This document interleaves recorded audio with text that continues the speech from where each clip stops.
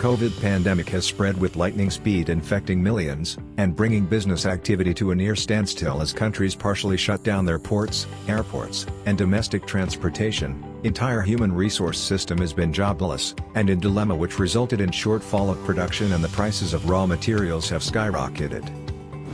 Importers of India facing several problems which force few entrepreneurs to shut their business. And the rest are struggling to deliver output on agreed price at agreed time.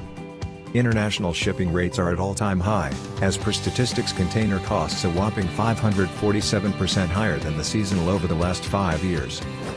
Especially PVC resin prices are skyrocketing every other day. And the importers are with no stock boards across the nation. Due to this, uPVC fabricators who are dependent on trading material are badly affected. And the Indian manufacturers have become helpless with the multinational monopolies, who are taking advantage of market situation and deliberately creating shortage of raw material and raising prices every alternate day. In spite of rising input prices, we have increased our product price very minutely, keeping in view to support and encourage Indian consumers to acknowledge and promote Indian-made products. Namo vision is to produce and promote Make in India products, with value for every penny spent by our consumers or clients. Make in India, made for India. Namo.